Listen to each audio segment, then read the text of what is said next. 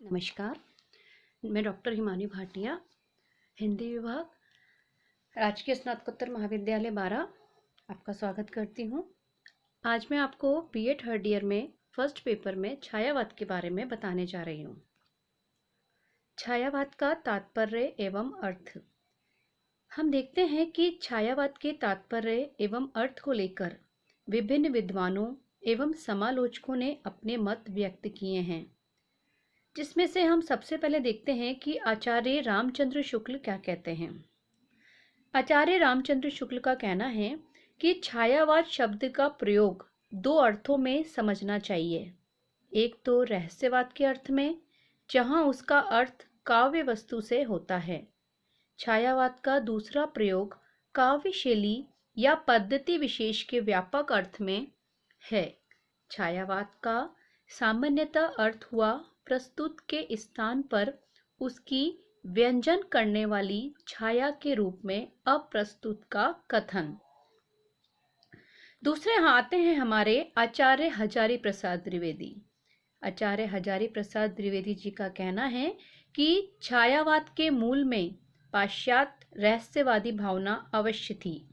इस श्रेणी की मूल प्रेरणा अंग्रेजी की रोमांटिक भावधारा की कविता से प्राप्त हुई थी, और इसमें संदेह नहीं है कि उक्त भावधारा की पृष्ठभूमि में ईसाई संतों की रहस्यवादी साधना अवश्य थी।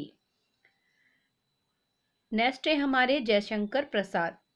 जयशंकर प्रसाद जी कहते हैं कि जब वेदना के आधार पर स्वानुभूतिमय अभिव्यक्ति होने लगे, यानी कि जब हमें वियोग की दशा का आभास होने लगे और स्वयं की अनुभूति होने लगे, तब हिंदी में उसे छायावाद के नाम से अभिहित किया जाता है। इसी प्रकार अन्य समीक्षकों ने भी छायावाद का अर्थ और परिभाषाएं दी हैं। इन सभी परिभाषाओं में यद्यपि काफी भिन्नता है, तथापि इतना स्पष्ट हो जाता है कि इसका उद्भव पूर्ववर्ती काव्य की स्थूल और इतिवृत्त शैली के प्रति विद्रोह के रूप में हुआ है। इसमें पलायनवादी प्रवृत्ति न होकर जीवन की आंतरिक कोमलता एवं मानवीय दृष्टि का समावेश किया गया है।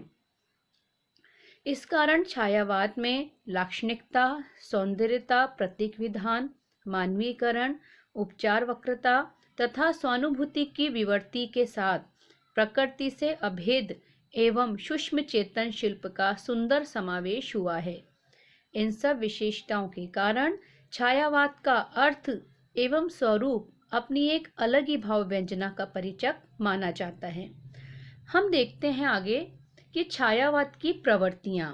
छायावादी काव्य की प्रवृत्तियों को हम मुख्यतः 3 भागों में बांटते हैं।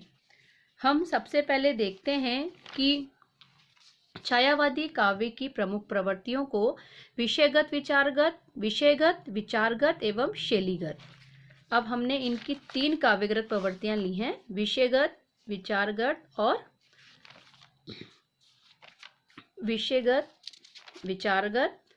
और समीक्षा। छायावाद की विषयगत प्रवृत्तियों को अगर हम देखते हैं तो वो हमारी 3 प्रकार की हैं।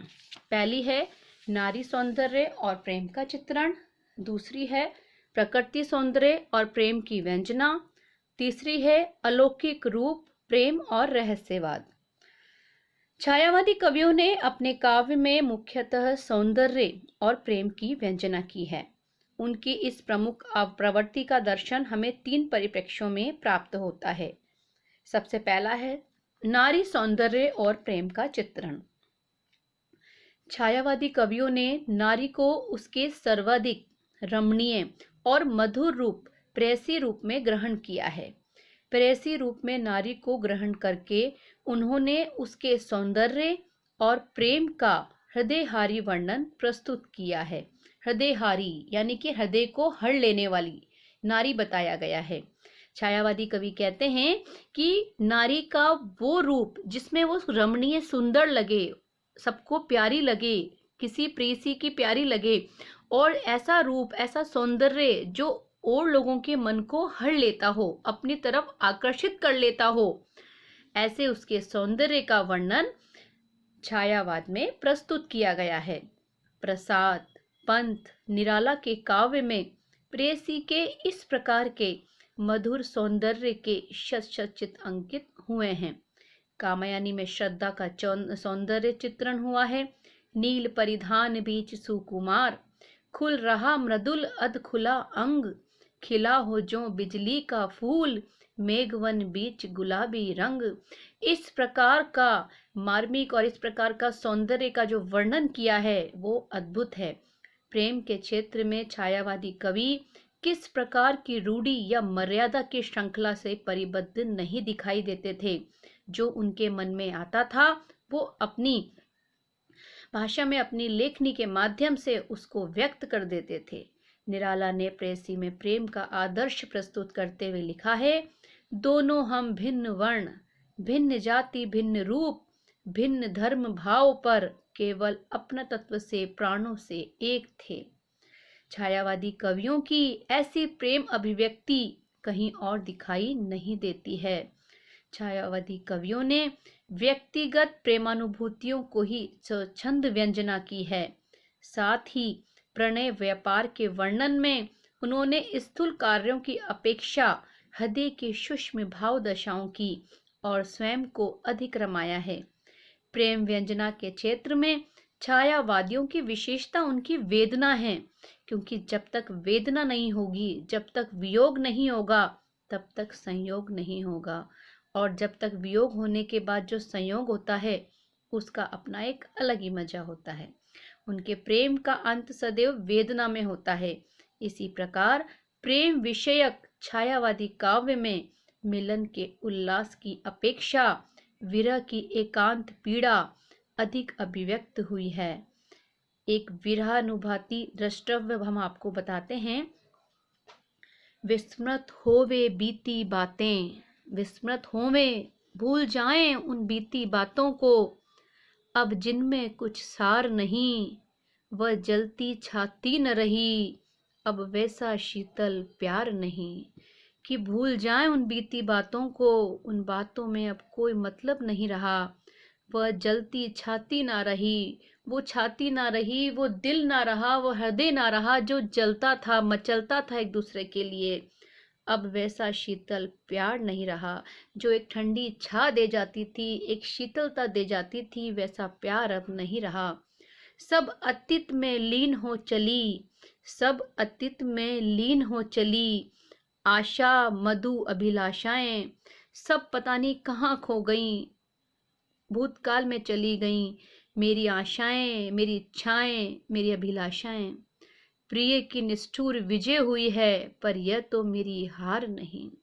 कि मेरे प्रिय जो बहुत निष्ठुर है, बेदर्द हैं, उनकी आज विजय हुई है, पर मैं अभी भी नहीं हारी हूँ। उपयुक्त विरह वर्णन वेदना की प्रखर अनुभूतियों से ओतप्रोत दिखाई देता है। दूसरा हमारा है प्रकृति, सौंदर्य और प्रेम की व्यंजना।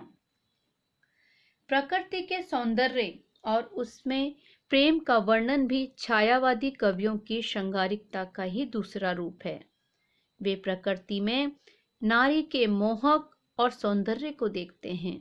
उनकी रूप छटा में किसी प्रेयसी के मधुर रूप का आभास पाते हैं।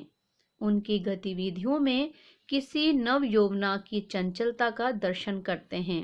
उसके पत्ते या फूलों की मरमर ध्वनि में उन्हें किसी बाला किशोरी के मधुर आलाप या अर्ध स्फुट हास्य की प्रतिध्वनि सुनाई पड़ती है। और प्रकृति के रंग बिरंगे दृश्यों में उन्हें प्रेयसी के कमनीय रूप का, कोमल रूप का, मल्लुक रूप का दर्शन होता है। जूही की कली निराला द्वारा प्रस्तुत इस संदर्भ का एक बेहतरीन उदाहरण है, जिसमें प्रकृति के माध्यम से महाकवि ने उसका श्रृंगार वाला वर्णन प्रस्तुत कर प्रकृति में समाहित उसके शाश्वत सत्य का उद्घाटन किया है।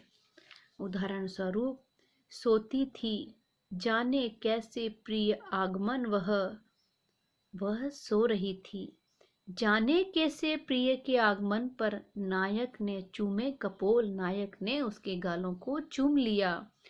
डोल उठी वल्लरी की जड़ जैसे हिंडोल, जैसे कोई वल्लरी की जड़ों में एक कंपन आ गया हो, वो उठ खड़ी हुई हो, जैसे कोई झूला झूल रही हो, हिंडोले ले रही हो। लास्ट है हमारा अलौकिक रूप, प्रेम और रहस्यवाद। अलौकिक प्रेम और रहस्य भी छायावादी काव्य की एक प्रमुख विशेषता है।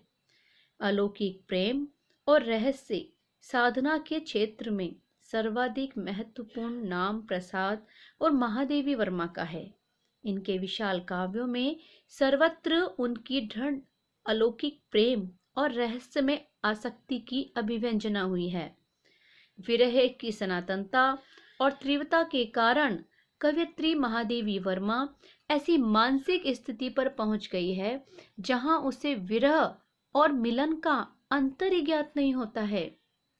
विरह का युग आज दिखा, मिलन के लघु पल सरीखा, दुख सुख में कौन सीखा, मैं न जानी ओ न सीखा। कि विरह की चरम व्यापकता और वेदना की तीव्रता के कारण महादेवी को अपनी चिर संगनी वेदना की मधुरता का आभास मिलने लगता है और उन्होंने स्वयं की वेदना को उसके शाश्वत रूप में स्वीकार कर लिया। उसके जीवन के इस यथार्थ की सर्वोत्कृष्ट व्यंजना उनके मधुर मधुर मेरे दीपक जल नामक कविता से दिखाई देती है। और अंत में मैं यही कहना चाहूंगी इन सब विवेचनों के आधार पर कि निष्कर्ष रूप में यही कहा जा सकता है कि छायावाद की विषयगत प्रवृत्तियों में नारी सौंदर्य, प्रकृति सौंदर्य और अलौकिक प्रेम या रहस्यवाद की सहज अभिव्यक्ति हमें दिखाई देती है। धन्यवाद।